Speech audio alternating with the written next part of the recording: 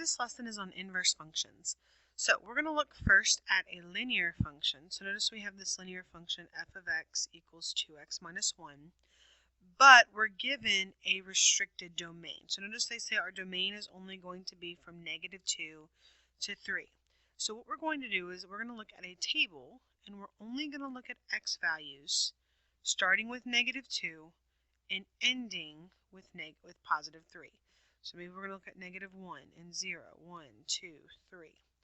So again, we're only looking at those x values from -2 to positive 3. And when we plug -2 into this function, we'd have 2 times -2 minus 1, which is -5. 2 times -1 minus 1 is -3.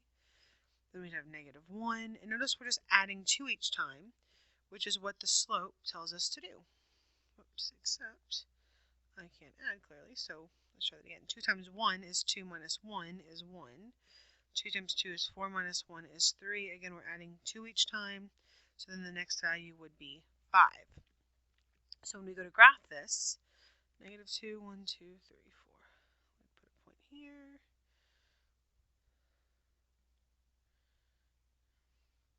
And notice we can again see our slope in our graph. Remember, our slope is our rate of change. Okay, now when we draw our line, which we are going to do because it's linear, we're not going to put arrows. Okay, we're going to have a starting and a stopping point due to our domain and range. So we have officially graphed f of x. So this right here is the f of x function in purple. So now they want us to state the domain and range. Well, they've already told us the domain. They said the domain was from -2 to 3. Our range, notice, is going from -5, so here at -5, to +5. And we can see that here, and we can see that here. All the y values between -5 and +5 are going to be our range. So -5 is less than or equal to, in this case it's f of x, so let's put f of x instead of y, is less than or equal to +5. So now they want us to find the inverse g of x of f of x. So just kind of a reminder, the definition of an inverse says that f of g of x equals x and g of f of x equals x. Now, we can actually find the inverse of this function without doing anything mathematical. Because if you will recall, if we reflect this graph over the line y equals x, we can get our other points. An easier way to think about this is if we take our x's and our y values and we switch them, we will get our inverse function. So what I mean by that, instead of -2, -5, I'm going to put -5, -2. And then -3, -1. And so on, switching my x's and y values so that I can graph this inverse function. So -5, -2, 5 right there, -3, -1,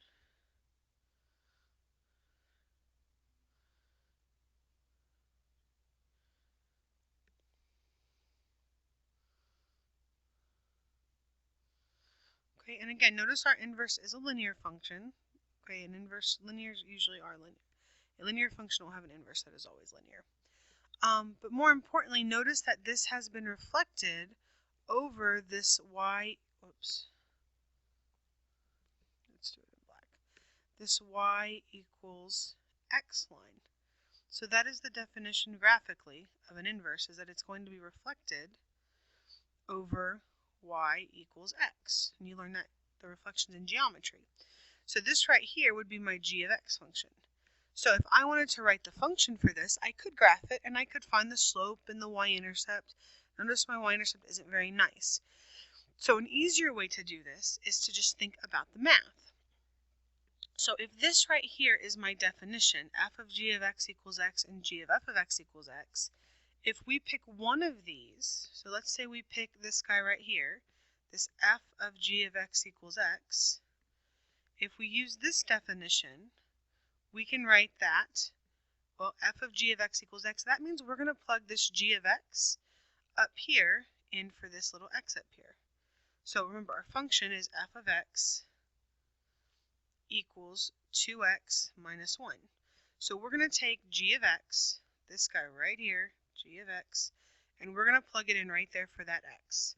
So when we do this, we're going to put 2 times g of x minus 1 equals x.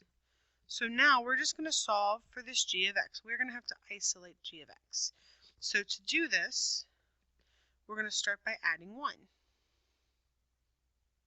So that's going to give us x plus 1. Then we're going to take and divide both sides by 2. Or an easier way to think of it is to multiply by the reciprocal. It's your choice. So if we do divide by 2, though, we'd have x minus 1 all over 2. And we've solved for g of x, so this would be my function. Okay, we did do this back in chapter 1. Now, if this is something that's giving you a little bit of trouble, there is another way you can do this that might be helpful. So this is using the definition, okay, which means if you're thinking of going on to pre-calculus, you need to learn how to use this definition.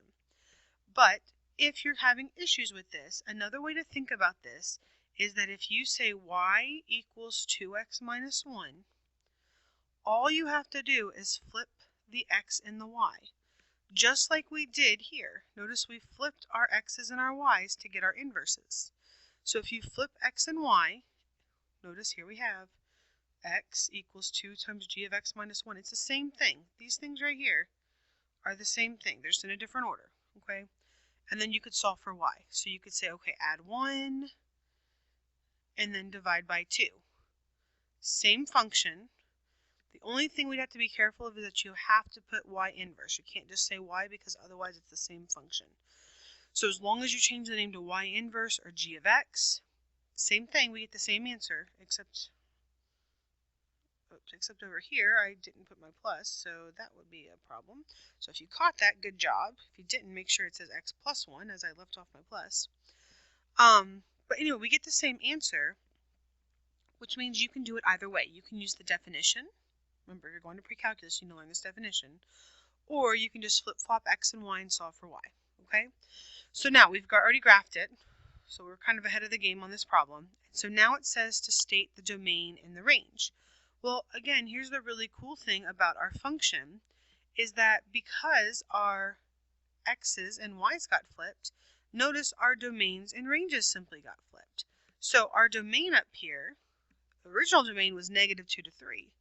Now that's going to be our range because notice we're going from -2 to +3. Our original, so that was this right here, this is the original domain. Our original range, -5 to 5, has now become our domain. So if you're ever given a domain and range and said find the inverse domain and range, you can easily do this. All you have to do is flip-flop the domain and range. So -5 is less than or equal to x is less than or equal to 5. And in this case, we're going to have our range is -2 is less than or equal to g of x. They did tell us to use g of x. Is less than or equal to 3. So up here, it would probably be a better idea to write this as g of x since they give us a name for our function.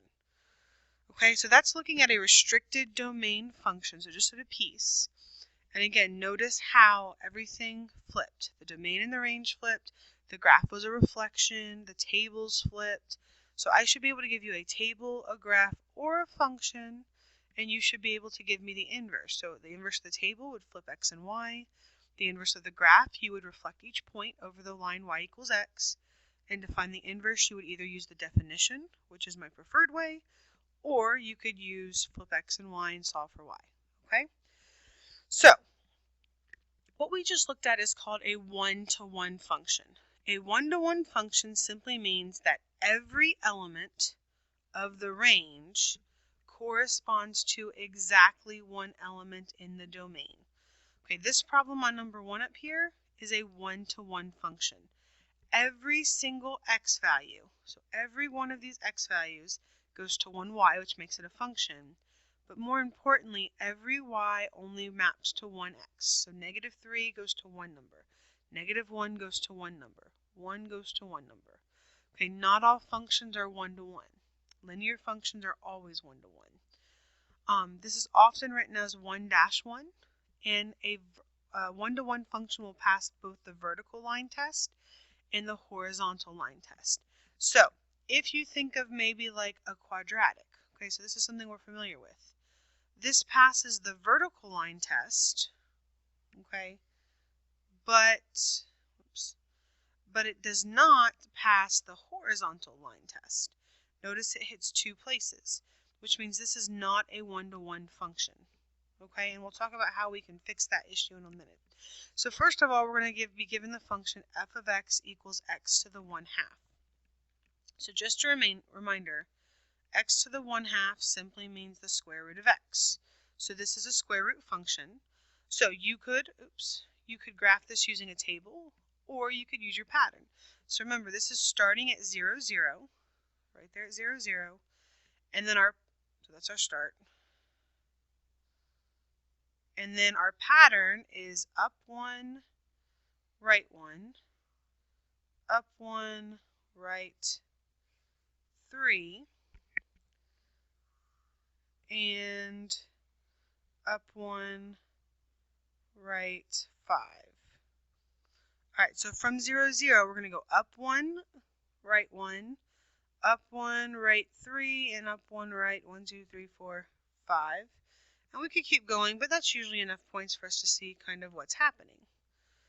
Okay, so our domain of this particular function is x. Notice all the x's start at 0 and go right.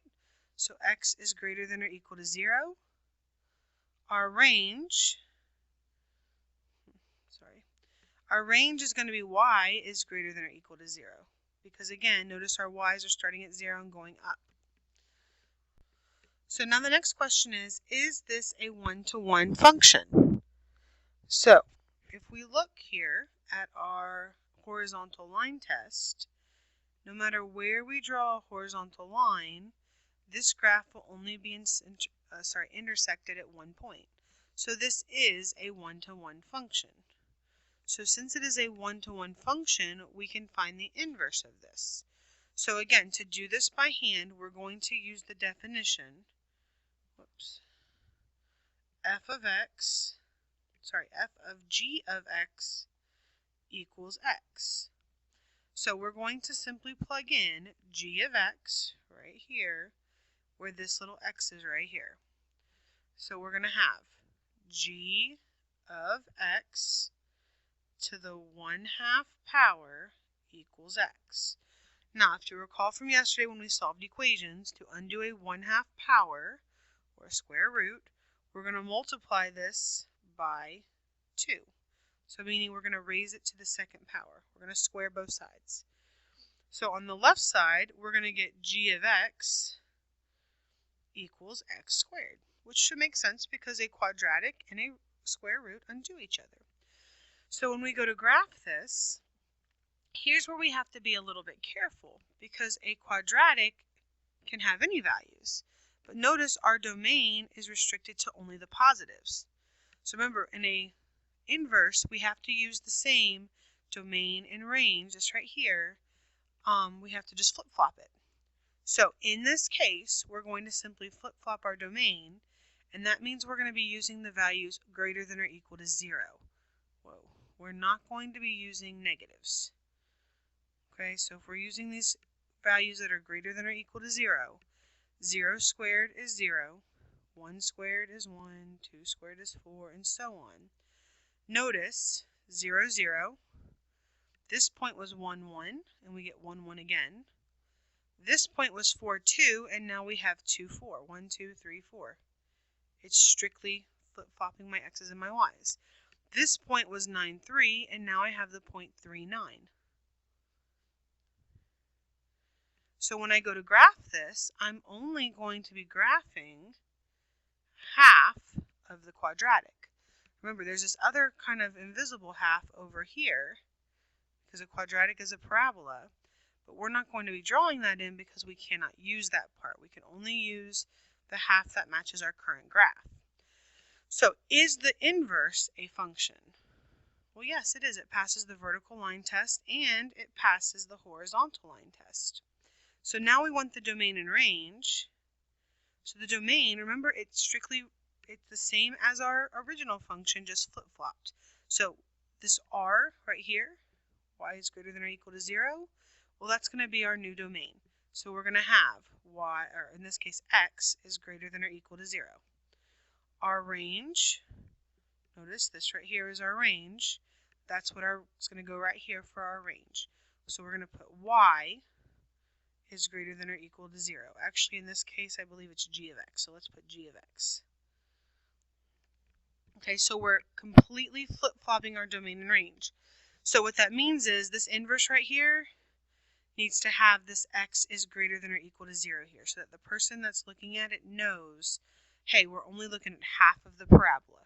And again, we're strictly getting this from right up here at this range value, okay? So this is when we have an inverse that may need a restriction. Okay, if you have any questions, make a little note, but at this point we're going to keep going, okay? All right, so now it says use the quadratic function g graph below.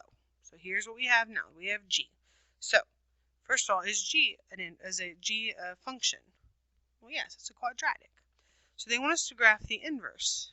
Well, as long as we know some of the points, and we can clearly see that this is simply a translated quadratic. So here is 1, 2, 3, 4. So look at these nice lattice points right here. If I want to graph the inverse, we simply need to reverse the points. So 0, 4 becomes 4, 0. We're going to reflect them. 1, 5 becomes 5, 1. And 3, 13 becomes 13, 3. But on this other side, we have negative 1, 5. So negative 1, 5 becomes 5, negative 1. We have negative 2, 8, which becomes, oops, I think I lost a point somewhere. I think we lost 2, 8. So 8, 2 is right there, whoops. So then we have negative 2, 8, so that becomes 8, negative 2. And then we have negative 3, 13, so 13, negative 3. So this is a pure reflection over the line y equals x. And we can see this reflection. All we've had to do is switch the x and y values. So this is the line y equals x.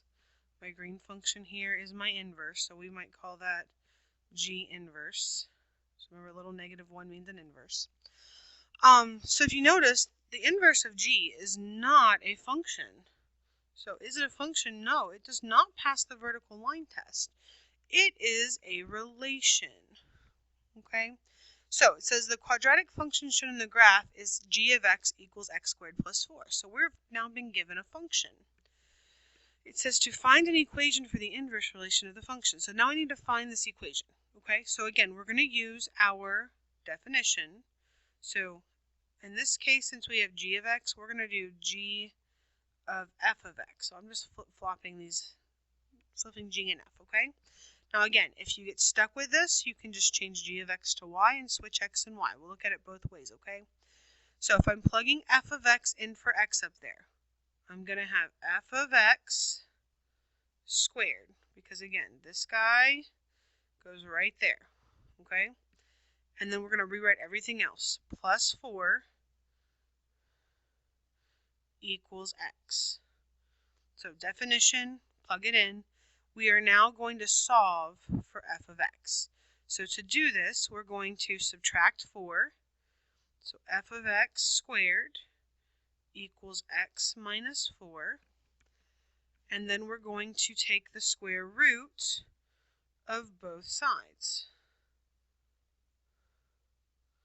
So that's going to give us f of x equals, now here's the problem. Remember when we take a square root, that gives us the absolute value. So we talked about this yesterday as well. When you take a square root, you have to put absolute value. So this is why we're getting two pieces, because the absolute value, if you'll remember, gives you plus and minus the square root of x minus 4.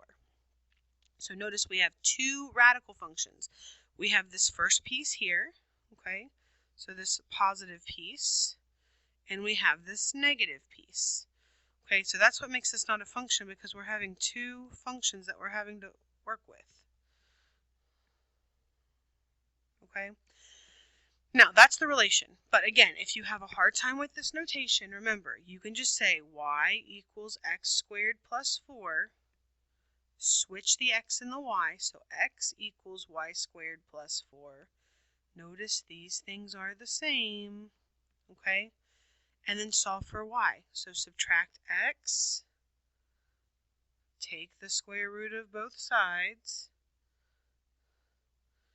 x minus 4 equals the absolute value of y, which means plus or minus the square root of x minus 4 equals y.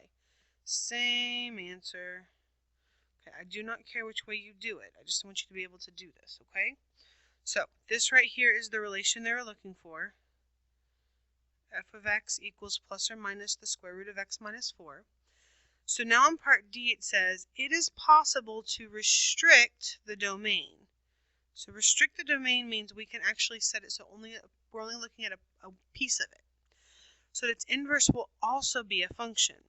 Restrict the domains of G so that its inverse is a function. Now we have a choice. We could do this anywhere.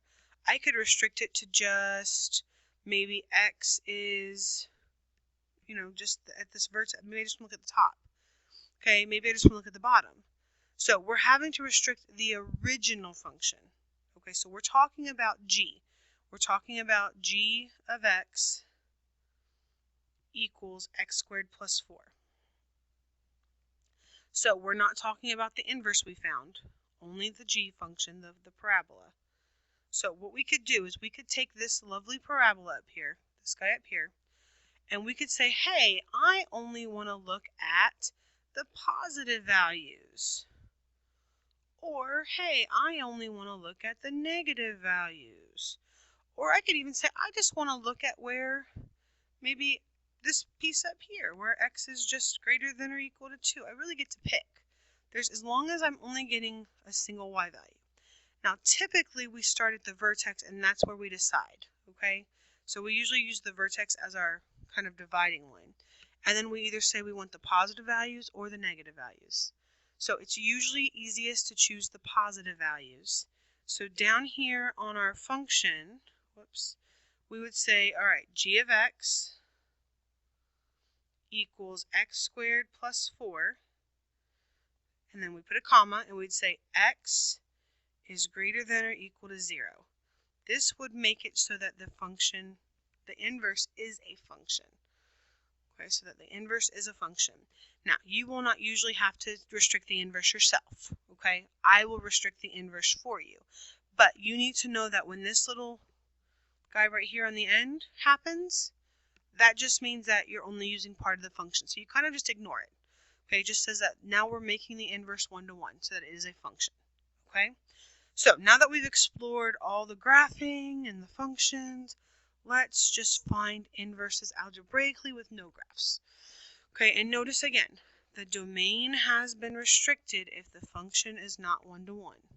Okay, you don't need to worry what that inequality means. It just says that it's restricted. Okay, so looking at number 4, notice there's no restriction out here. Look at number 5. See how it has a restriction? This one doesn't have a restriction. So that means this is a 1-to-1 function. And if you were to graph this, you would see that it's a 1-to-1 function. Okay? So we are going to find the inverse. So f of g of x equals x. That's the definition I like to use. So where this little x is, we're going to put g of x.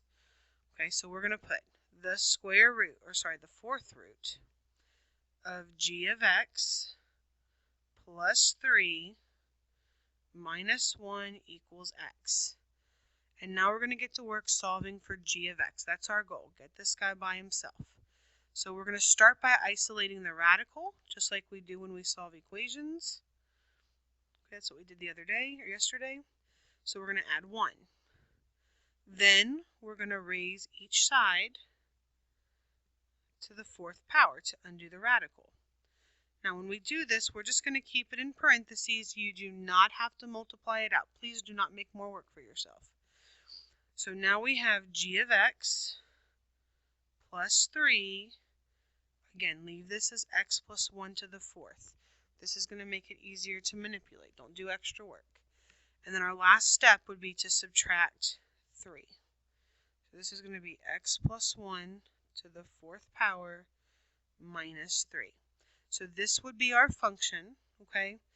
Now I will tell you, if we were looking at our domain and range here, okay, f of x, the domain of this function right here, if you'll recall, we would say x is greater than or equal to negative 3, okay, if we were to look at the graph, and the range would be y is greater than or equal to negative 1. So if you wanted to know the domain and range of this new function, all you would have to do is flip these around, okay? But they didn't ask for that, so we're not going to do that. That's just a little extra tidbit. So this is my function. Now, if you do it the other way, you have to put either g of x or y inverse. Okay, you cannot use y or f of x again. That's a new function.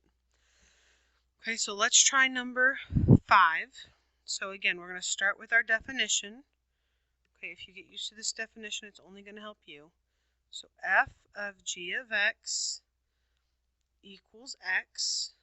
So we're plugging in g of x to this x right here. Now, notice we do have our inequality. That's because this is not a one-to-one function. All we do is pretend it's not there, okay? It just tells us that our domain is going to have to be a different value, okay? So we're going to say g of x plus 2 in parentheses squared equals x. So this square is isolated, so we're going to take the square root of g of x plus 2, and we're going to take the square root of x. Now here's the cool thing. Because of this restriction, we do not have to put absolute value. So absolute value is not needed here because of the domain.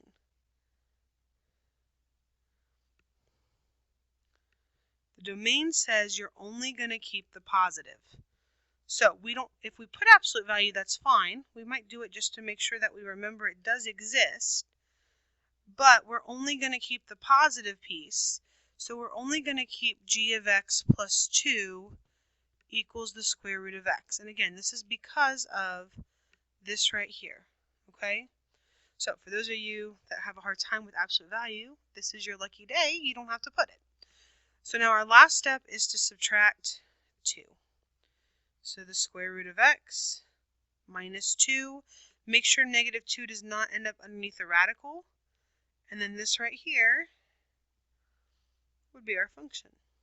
So the cool thing is, again, if x is greater than or equal to negative 2 is the domain of our first function of f, then that means x is greater than or equal to negative 2 would be our range. So y is greater than or equal to negative 2 for our inverse.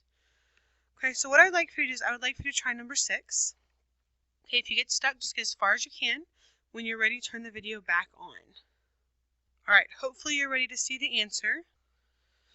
Okay, so we got g of x equals the cubed root of 2x minus 2. Okay, so your first step would be to multiply both sides by 2, giving you 2x. Then you would take the cubed root of both sides, and then you would add 2. So again, make sure your minus 2, this guy right here, is outside of the radical so that it doesn't look like he's underneath, because that would be an incorrect inverse. So if you got it correct, if you'll put a little smiley face so I know, hey, I did it, no problem. If you didn't get it correct, if you can give me a little straight face, let me know, okay, we need to work on this, okay? All right, number 7. Go ahead and try number 7 now. So when you're ready, turn the video back on. All right, so here comes the answer. So g of x equals x plus 3 over 2, all in parentheses, cubed. And again, don't worry about multiplying things out. Don't make it hard. Okay, I know it doesn't look very pretty. It's not a form we're used to seeing, but it's okay. Okay, and here, again, the good thing about this is if you can get some of the steps, that's partial credit. So go as far as you can until you think you have an answer. And then if you get stuck, That's fine. At least give me something, okay? So again, if you got this one right, give me a smiley face. If you didn't get it right, give me a straight face so we know we need to work on it. Okay, and just remember, you add 3, you're dividing by 2. Okay, so you're using inverse operations to solve this. And just a quick reminder, if you ever want to check to make sure an inverse, like a function is an inverse, all you have to do is plug f of g of x equals x. Solve that. Find those compositions. So plug g into the f function and see if it equals x, and then plug f into the g function and see if it equals x. So if you go back to the top there, remember when I wrote this up here, this definition, if you can prove both of these things right here, then you know it's an inverse. Now, it's not always easy to do, but if you can do it, it'll work. Okay, if you have any questions, please write them down. Otherwise, that is it for notes today. So if you'll put these in your notebook, and then make sure you grab your homework before you leave. You should have time to start it in class.